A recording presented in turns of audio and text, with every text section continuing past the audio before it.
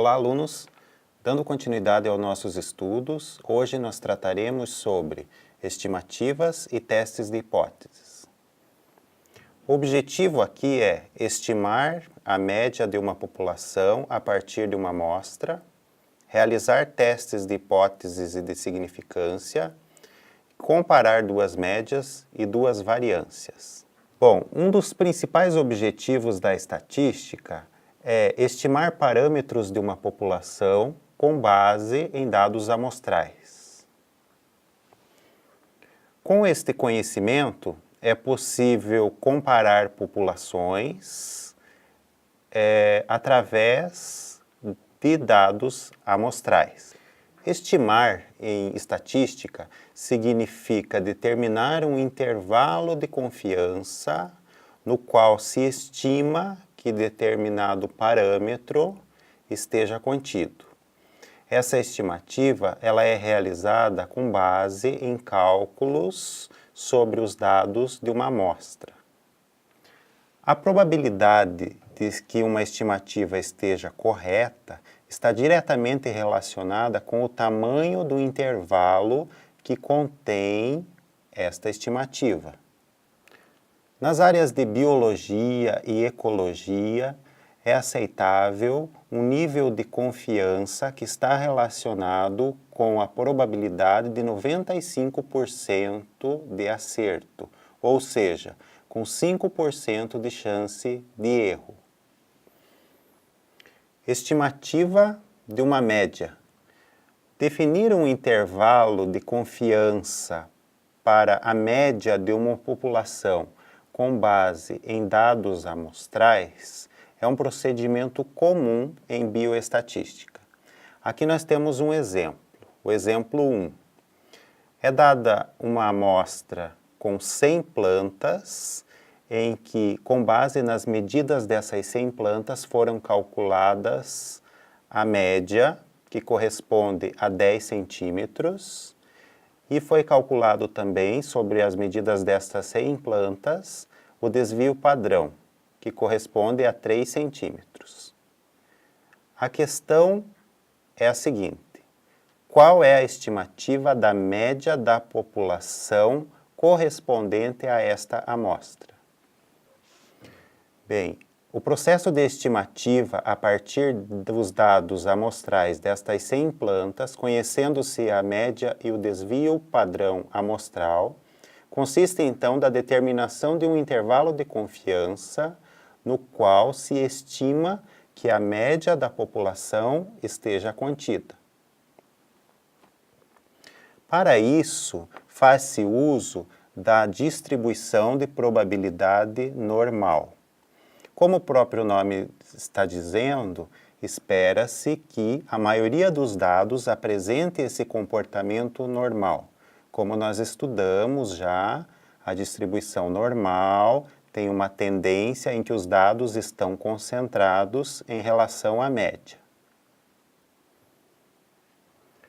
No módulo 4, nós estudamos detalhadamente a distribuição normal e percebemos que, com base no centro, onde está localizada a média, à sua direita e à sua esquerda, considerando-se dois desvios padrão, ou seja, 2 à direita e 2 à esquerda, nós temos uma concentração de 95% dos dados. Ao considerarmos uma medida maior, nós englobamos mais dados, o que pode se atingir até 99% dos dados. Aqui, em específico, como se considera um intervalo de confiança para a média, ao invés de analisarmos apenas com base no desvio padrão, é considerado o erro padrão da média, denotado por SM, devido às características amostrais. O desvio padrão, nesse caso, associado ao parâmetro desvio erro padrão da média, ele é calculado pela expressão SM, erro padrão da média, igual desvio padrão amostral dividido pela raiz quadrada de n, onde n corresponde ao número total de dados.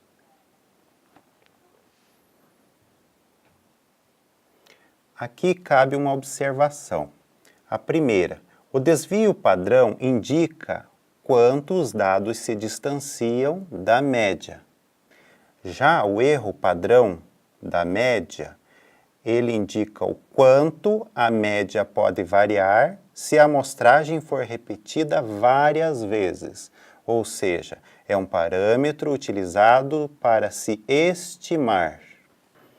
Voltando então ao exemplo 1, com os dados que nós temos, que são número de plantas 100, desvio padrão 3, dividindo então 3 por raiz quadrada de 100, que é 3 dividido por 10, nós temos SM, que é o erro padrão da média, igual a 0,3. A partir do valor de SM, basta se considerar um intervalo com centro na média amostral, que no caso é m igual a 10, e somamos então o erro padrão da média multiplicado por 2 à esquerda e à direita, ou seja, fica 10 mais ou menos 0,6. Isso determina o intervalo que vai de 9,4 até 10,6. Lembrando que o número 2 corresponde aos dois desvios à direita e os dois desvios à esquerda da média. Bom, em conclusão, então, com este cálculo, e nós temos o intervalo que vai de 9,4 a 10,6 centímetros, corresponde ao intervalo em que nós realizamos uma estimativa para a média populacional com uma margem de acerto de 95%. Ou seja, se tem um risco de errar de 5%.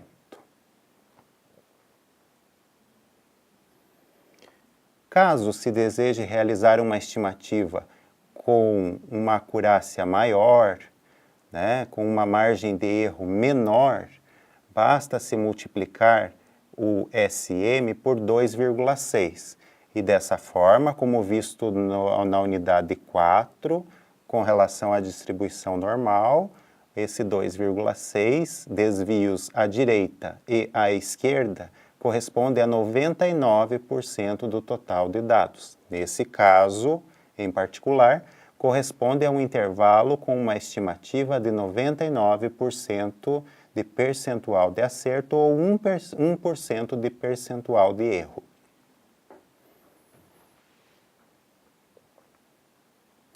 Aqui cabe uma observação. O número de dados da amostra deve ser, no mínimo, 30 unidades.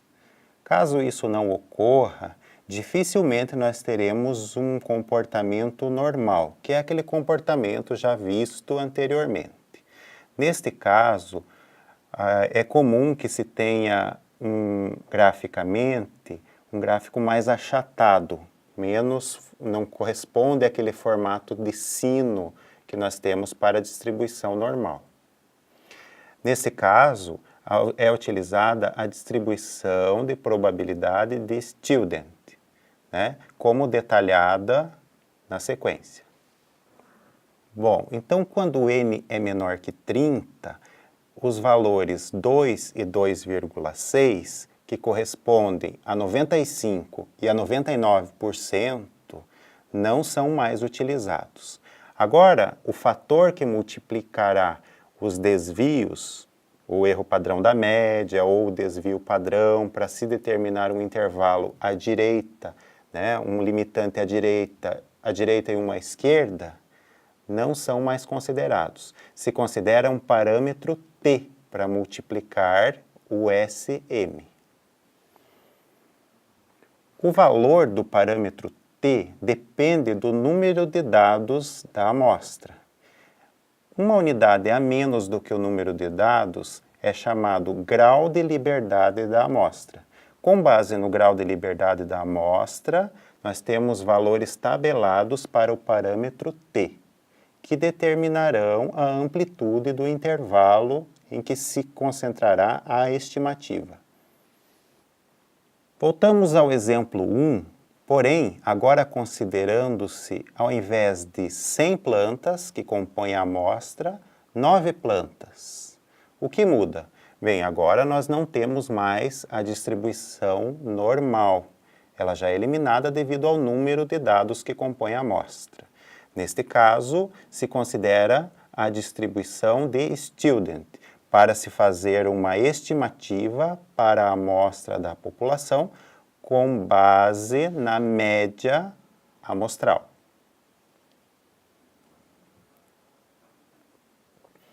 Nesse caso, como nós temos 9 elementos, o grau de liberdade da amostra é 8, sempre uma unidade a menos do que o número de elementos da amostra. Com base no grau de liberdade, é determinado o valor do parâmetro t. Observamos que para grau de liberdade 8, o valor correspondente a 0,5 é 2,306 e para 0,01 é 3,355. Estes valores de t ocuparão o lugar do valor 2 e do valor 2,6. Ou seja, nós temos lá no nosso cálculo 10 menos 2,306 vezes 1, que é o desvio padrão, até 10 mais 2,306 vezes 1. Com isso, o intervalo de confiança fica 7,694 até 12,306. Observa-se então que a única diferença é que o fator que multiplica o SM agora não é mais 2 e 2,6, e sim depende do grau de liberdade da amostra. O SM, como é possível observar, ele mantém a expressão. É o desvio padrão da amostra dividido por raiz quadrada do número de dados, ou seja, neste caso em particular, 3 dividido por 3, que é igual a 1. Testes de hipótese. Testes de hipótese são frequentemente utilizados em tomadas de decisão acerca de populações baseadas em amostra. Neste sentido, é conveniente a formulação de hipóteses que podem ser verdadeiras ou não. Em um teste de hipóteses, decide-se sobre certa hipótese, denotada por H0 ou hipótese nula, que é denominada por esse nome porque é o ponto de partida do teste de hipótese. H0 pode ser aceita ou não, com base nos dados de uma amostra. O procedimento para determinar uma estatística T, uma estatística teste, se relaciona com a hipótese que se deseja testar. É importante ressaltar que a tomada de decisão é sempre acompanhada de uma margem de erro em um teste de hipótese. Com relação a esses erros, são dois tipos basicamente. Erro do tipo 1, rejeitar H0, rejeitar a hipótese nula quando ela for verdadeira. E erro do tipo 2, que consiste em aceitar H0 quando ela for falsa. Aceitar a hipótese nula quando ela for falsa. Uma observação. A probabilidade máxima com a qual se está disposto a correr o risco de um erro do tipo 1 é denominada nível de significância e representada pela letra grega alfa. Todo teste de hipótese possui um nível de significância. Então aqui nós vamos considerar um exemplo da aplicação do teste T, baseado na distribuição T de student. O exemplo consiste de se comparar duas médias, M1 e M2, de duas populações obtidas a partir de duas amostras de efetivos N1 e N2. Os efetivos correspondem ao número de dados, nesse caso, N1 para uma amostra 1 e N2, número de dados da amostra 2. E V1 e V2 são as variâncias correspondentes das amostras 1 e 2, denotadas aqui por V1 e V2. O objetivo é decidir se as médias são significativamente diferentes ou distintas, ou se não são, não possuem uma diferença significativa. Isso pode ser contextualizado, por exemplo, eu tenho duas turmas, uma turma A e B, ambas têm média 7, porém, esse 7 pode representar características diferentes em turmas distintas. Ou ainda, eu tenho uma turma com média 7 e uma turma com média 6. Isso representa uma diferença significativa? As duas turmas são significativamente distintas? Com base apenas na média, não é possível de se decidir. Porém, é possível se montar, representar isso por um teste de hipóteses. Neste caso, a estatística teste é a diferença entre as duas médias, aqui representada pela letra D, que fica então T igual M1 menos M2. Estamos tratando de variáveis aleatórias. Variáveis aleatórias, por definição, são aquelas que podem ser repetidas infinitas vezes. Então, ao se considerar a repetição da amostragem, a coleta de dados, um número infinito de vezes em cada uma das duas populações, ou um grande número de vezes, e o respectivo cálculo do parâmetro D, estes valores estão normalmente distribuídos em torno de uma média dm, com um desvio padrão SD, chamado erro padrão das diferenças. SD é calculado pela expressão SD igual raiz quadrada de V1 sobre N1 mais V2 sobre N2, onde V1 e V2 são as variâncias respectivas das amostras V1 e V2, e N1 e N2 são os efetivos respectivos das amostras 1 e 2, ou seja, o número de elementos de cada amostra. Propõe-se, então, como hipótese que não exista diferença entre as médias, ou seja, que M1 menos M2 seja igual a zero, D igual a zero. E propõe-se um nível de significância de 5%. Como vimos anteriormente, o nível de significância de 5% corresponde ao nível de acerto de 95%. Lá da distribuição normal, nós temos que o coeficiente, o fator correspondente é o número 2. É aquele que te permite dizer que há 2 desvios à direita e 2 desvios à esquerda da média, nós temos 95% da concentração dos dados. A partir, então, desse fator 2, nós temos a expressão IC, ou seja, intervalo de confiança, igual a dm mais ou menos 2SD. O 2 está associado com os 5% de significância. Assim, há uma probabilidade de 95% de que um valor de D, que é o desvio, a diferença entre uma média e outra, ao acaso, esteja situado no intervalo IC, intervalo de confiança. 95% dos valores de D devem ser inferiores ou iguais ao limite 2 vezes SD. Aqui nós temos, então, a expressão D menor ou igual que 2SD, que acarreta em se dizer que D dividido por SD é menor ou igual a 2. O 2 é o limite para que se tenha, então, esse 95% correspondente à distribuição normal. Se D for muito grande, a condição pode não ser satisfeita e com isso deve-se rejeitar H0, rejeitar a hipótese nula de igualdade entre as médias. Pode-se então afirmar que as duas médias são significativamente diferentes, com uma probabilidade de se errar em 5%.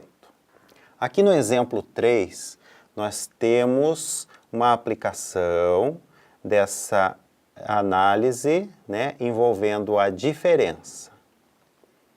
Sejam duas amostras, A e B, com os seguintes parâmetros. Então, eu tenho aqui a amostra A com 200 elementos e a amostra B com 100 elementos. As médias 2,5 e 2,8 respectivamente, e a variância 0,8 e 0,6 respectivamente para a amostra A e a amostra B. A questão de investigação aqui é: a diferença observada entre as duas amostras permite dizer que elas foram coletadas de duas populações distintas ou diferentes? Em outras palavras, as duas médias são significativamente diferentes ao nível de probabilidade de se errar ou nível de significância de 0,05 ou 5%? Há, portanto, diferença significativa entre as médias ou não? Iniciamos os cálculos com a diferença entre as duas médias das amostras A e B. Cálculo 2,8 menos 2,5 igual a 0,3. SD igual V1 sobre N1 mais V2 sobre N2, ou seja, 0,8 dividido por 200 mais 0,6 dividido por 100. Fazendo então esse cálculo, nós temos 0,1, dividindo o valor D, que calculamos que é 0,3 por SD, que é 0,1, temos 0,3 dividido por 0,1, que é igual a 3. Portanto, neste caso em particular, D igual a 0,3 e SD igual a 3. Como o valor calculado é 3 e o valor limite estabelecido para os 95% é o valor 2, é o fator 2, nós temos então que o valor calculado é superior ao padrão 2. Assim, H0, que é a hipótese de que as duas médias são significativamente iguais, deve ser rejeitada, com uma probabilidade de erro de 5%. Como a estatística calculada é superior a 2,6, em que 2,6 está associado ao 99%, pode-se dizer ainda que a probabilidade de erro é inferior a 1%. Neste caso, podemos dizer que a diferença entre as médias é altamente significativa, ou seja, temos 1% de chance de erro. Assim como fizemos para calcular, estimar e comparar médias entre amostras distintas, podemos fazer também para a variância. O teste utilizado aqui é o chamado teste F, ou teste de Snedecor e Fisher. Basicamente, nós temos a seguinte situação: duas amostras com N1 e N2 elementos respectivamente e conhecidas as suas variâncias, aqui denotadas por V1 e V2 respectivamente.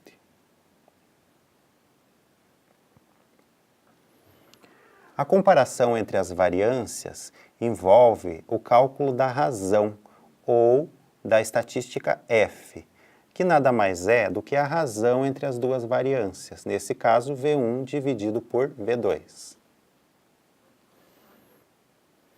A distribuição F segue a lei normal. Porém, neste caso, nós temos graus de liberdades distintos para as amostras, ou seja, N1 menos 1 para a amostra 1 e N2 menos 1 para a amostra 2. Assim como fizemos no caso anterior, a determinação da estatística T é com base na tabela da distribuição T. Aqui nós fazemos com base na distribuição F. Para ilustrar esses cálculos, consideramos o exemplo 4. De que consiste o exemplo 4? 2 lotes de mudas de uma espécie de planta com adubação distinta. Os indivíduos de cada lote foram medidos com o objetivo de verificar se houve uma diferença de crescimento significativa, isto é, se houve influência do adubo. Considera-se então lote 1 e lote 2. Lote 1 com 21 plantas, 21 mudas, e o lote 2 com 17. Para o lote 1 tem-se uma variância de 10 e para o lote 2 uma variância de 3. A comparação consiste, então, inicialmente, da determinação do valor de f, V1 sobre V2. Dividindo-se 10 por 3, temos 3,33. Em seguida, deve-se comparar com o valor de f tabelado, que corresponde à probabilidade elegida, podendo ser 5% ou 1%.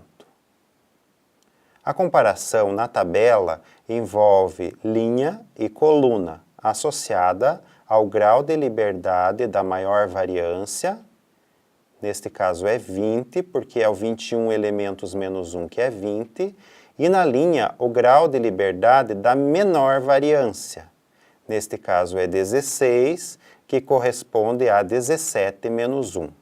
Então, aqui na tabela, nós temos 16 para a linha e 20 para a coluna.